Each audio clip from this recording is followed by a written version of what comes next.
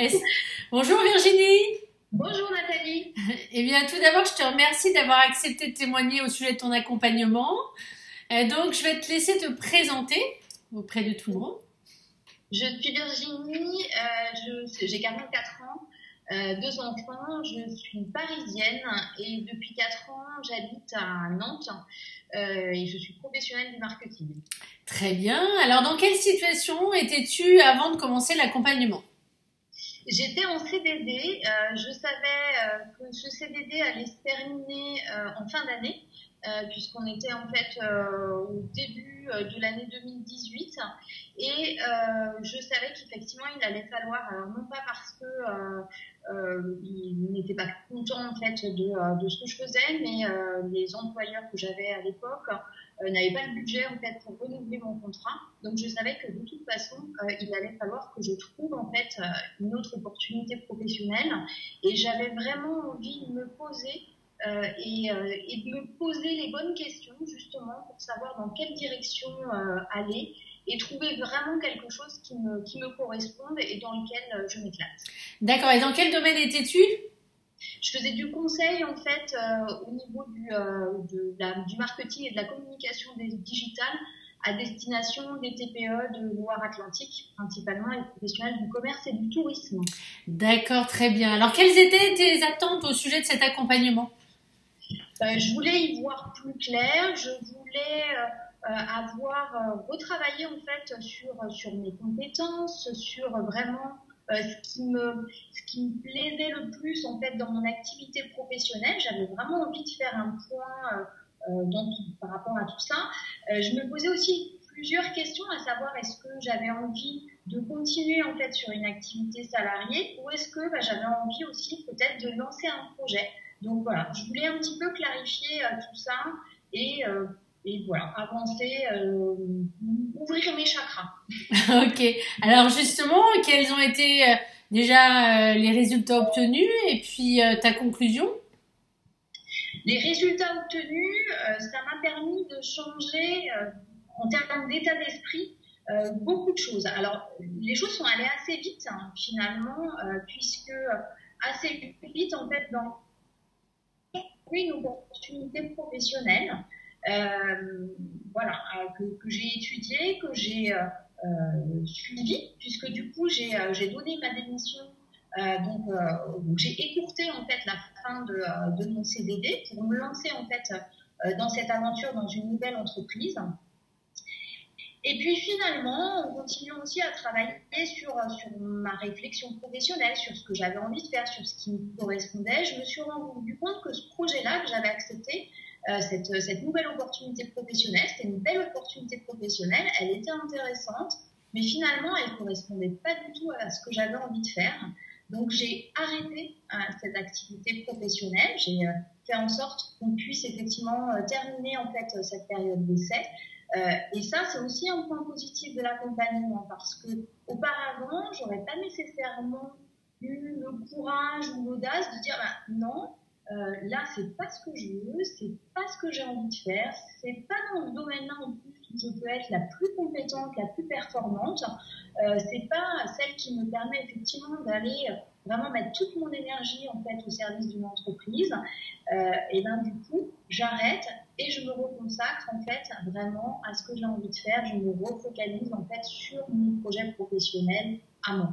Oui, je me souviens de cette période-là où en fait, tu avais besoin de sortir de l'environnement dans lequel tu étais pour trouver une solution à ce CDD, et tu t'autorisais pas forcément dans un premier temps à ne rien avoir à faire, et c'est-à-dire à te poser véritablement avant de repartir vers une autre activité. Et finalement, cette première opportunité, elle était intéressante, mais elle n'était pas très calée en fait par rapport à tes besoins. Mais c'était un besoin pour toi de repartir dans une aventure pour pas être dans le vide entre guillemets ou dans l'attente. Exactement. Le fait effectivement de me retrouver en fin de CDD sans activité professionnelle, c'était quelque chose d'assez angoissant pour moi. Donc effectivement, voilà, cette opportunité, je l'ai saisie et je le regrette pas, parce que ça m'a permis aussi d'avancer dans mon projet professionnel.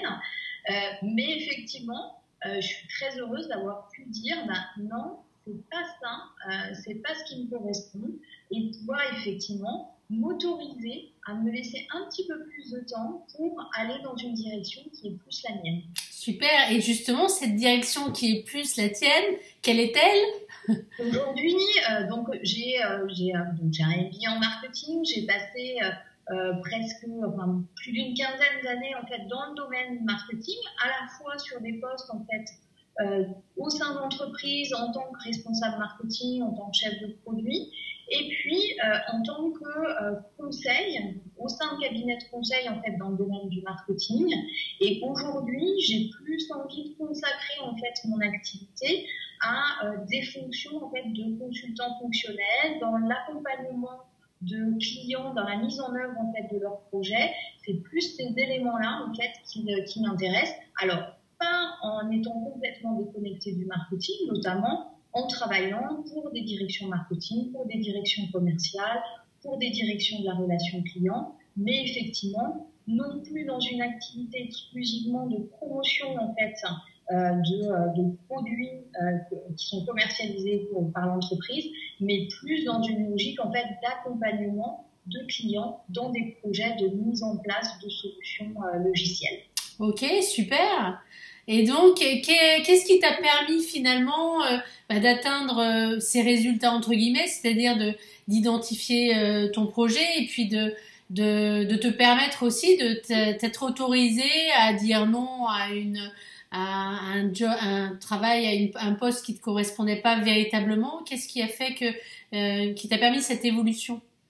C'est tout le dispositif en fait que tu as mis en place, qui est vraiment très riche et très complet.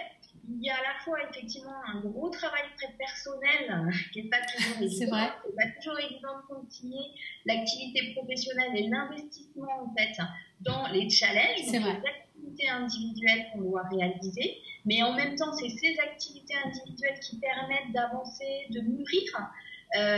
Moi, j'ai fait des allers-retours, c'est-à-dire il y a tout un cadencement, et puis finalement, de temps en temps, c'est bien de revenir sur ce qu'on a écrit, sur les questions qu'on s'est posées, pour se dire ah ouais, mais ça, finalement, j'ai envie de l'enrichir ou j'ai envie de le modifier.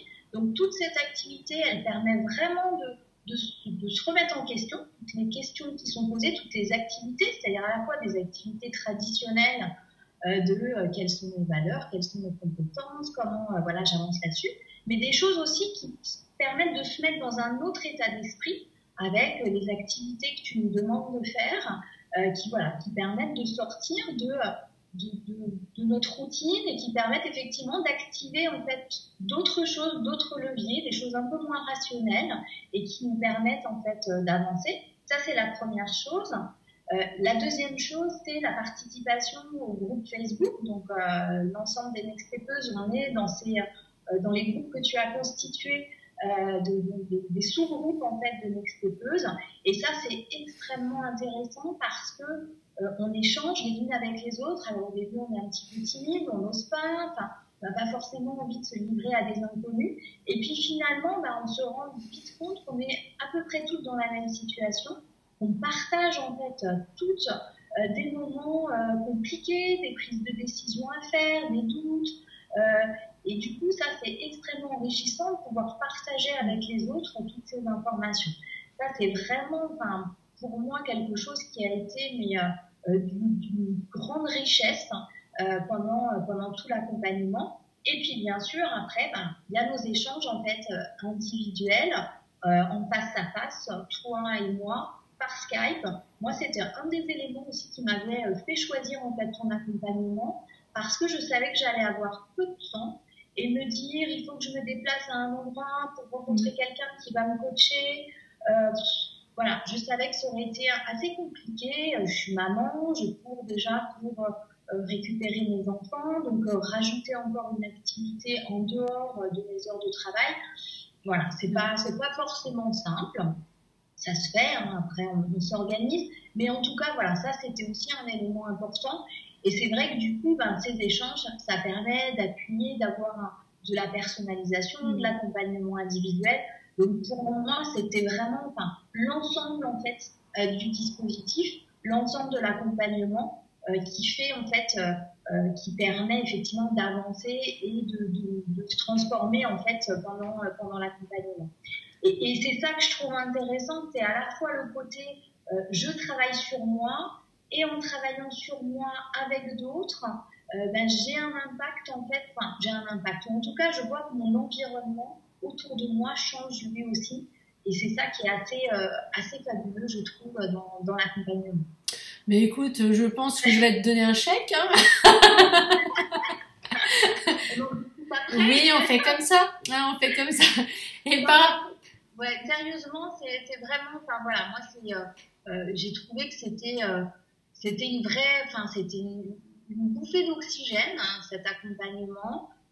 C'était vraiment, enfin voilà, c'est à la fois c'est quelque chose de fin, mais pour avoir fait d'autres types d'accompagnement, j'ai fait des bilans de compétences, voilà, j'ai eu des accompagnements par des coachs. Donc, j'avais déjà testé en fait par le passé d'autres formes d'accompagnement. J'ai été accompagnée par la PEC aussi à certains moments, mais finalement, pour aussi avoir du changement, il faut un accompagnement dans la durée, il faut un travail dans la durée, et c'est vrai que cet accompagnement, il permet de faire ça grâce aux différentes activités en fait qui sont organisées entre l'individuel, le collectif, au travers du groupe. Voilà, c'est ce qui fait en sorte qu'on arrive à ancrer des choses et qu'on arrive à changer des choses dans nos manières de concevoir l'activité professionnelle.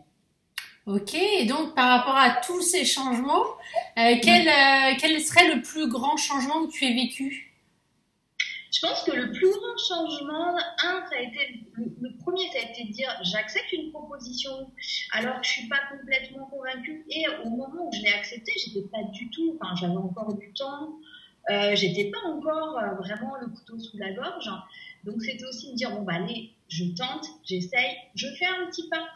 Peut-être que c'est pas encore la situation parfaite, mais je fais un pas vers une direction qui peut être un peu plus la mienne, un environnement de travail qui peut plus me correspondre.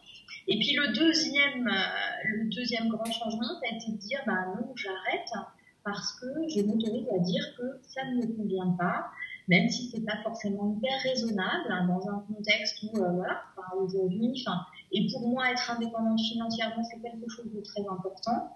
Mais en tout cas, dire bah non, j'arrête et j'ai suffisamment confiance en mes compétences pour me dire je vais retrouver quelque chose après. Donc ça, pour moi, c'était les deux grands changements importants parce que j'aurais pas, j'aurais pas accepté cette proposition auparavant. Il y a des moments où j'attends, c'est pas exactement ça, c'est pas parfait. Et j'aime beaucoup, un message que tu as passé, de dire vaut mieux une action imparfaite que attendre effectivement une parfaite, que de rester dans une parfaite inaction. Et voilà, moi ça m'a permis effectivement de me dire c'est pas grave si je me plante, c'est pas grave si c'est pas ce qui me correspond exactement. J'y vais, je vois, si ça marche pas, on fait autre chose. Oui, d'ailleurs, c'est intéressant. Et c'est vrai que cette expérience, elle t'a permis de toute façon d'avoir des éléments forts qui t'ont permis de peaufiner davantage en fait ton futur projet, ton projet actuel. Exactement, puisque effectivement, quand j'ai accepté cette proposition, finalement, je me disais quand même que j'avais envie de rester et de retourner, en fait, puisque ça faisait déjà 8 ans que je faisais du conseil, que j'avais envie de retourner au sein d'une entreprise en tant que sur un poste de responsable marketing ou directeur marketing, voilà, vraiment en interne dans un département marketing. Et finalement, je me suis rendu compte que pas du tout, c'est plus du tout. J'avais un peu oublié en fait ce qu'était la réalité en fait d'un poste en marketing. Et depuis 10 ans, je travaille en relation avec des clients.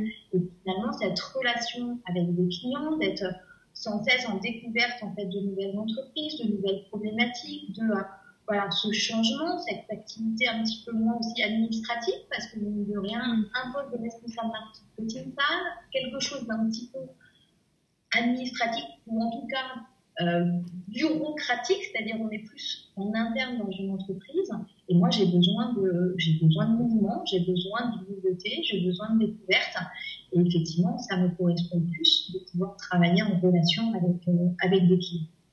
Ok, très bien, mais merci. Alors, que dirais-tu aux personnes qui hésitent à travailler avec moi? de ne surtout pas hésiter. Non, franchement, c'est une très belle expérience de vraiment... déjà, si ces personnes-là sont dans une démarche de questionnement, bah déjà, elles ont fait un premier pas qui est vraiment très important.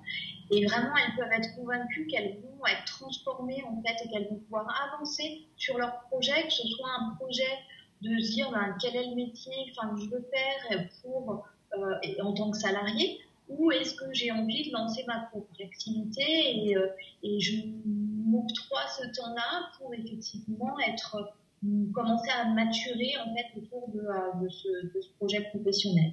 Donc vraiment de pas hésiter parce que le retour sur investissement il est vraiment très important. Mais c'est une expérience aussi humaine qui est vraiment très très chouette. Eh bien, écoute, merci. Et d'ailleurs, donc de ce fait, l'entrepreneuriat, tu l'as mis complètement de côté? Non, pas complètement. Pour l'instant, en tout cas, j'ai pas suffisamment avancé sur cette piste-là, mais c'est pas du tout quelque chose que je mets de côté. Au contraire, même peut-être que du coup, voilà, l'accompagnement m'a aussi fait peut-être comprendre que j'étais capable de. Donc voilà, c'est une piste pour l'instant que je vais un peu laisser en stand-by, mais que je mets absolument pas de côté. Ça sera plutôt du moyen long terme. C'est ça, exactement. Ok, très bien. Est-ce que tu as quelque chose à rajouter est-ce que tu as le mot de la fin? Mais non. Merci. À quand une nouvelle offre pour l'après Next Step? Je vais y travailler. Tu profites de la vidéo pour mettre la pression, c'est pas bien. Non, mais je sais que, tu organises aussi d'autres activités, en dehors pour des Next Stepeuses ou pour effectivement, pour de futures clientes. Moi, j'ai participé à Welcome 2019 en janvier. Les trucs, c'était vraiment très très chouette. Donc j'espère que tu vas organiser en fait d'autres activités dans l'année, même si faut aussi arriver à les monter. Je le comprends très très bien. Et puis voilà. Puis de toute façon, même si l'accompagnement est terminé, les liens en fait qu'on a pu créer, que ce soit avec toi ou avec d'autres Nextstepeuses, je sais qu'ils ne sont pas terminés puisqu'il y a des projets aussi qui sont nés. C'est clair. C'est clair d'ailleurs. Allez, vas-y, voilà. Pub. Pub en plus en cette journée de la femme, c'est pas mal. Ce projet, alors on parlait des grands changements, des grandes décisions qui avaient été prises pendant mon accompagnement. Ça faisait très longtemps que je voulais faire quelque chose, un challenge, un défi humanitaire, aventurier, quelque chose un peu dans ce domaine-là.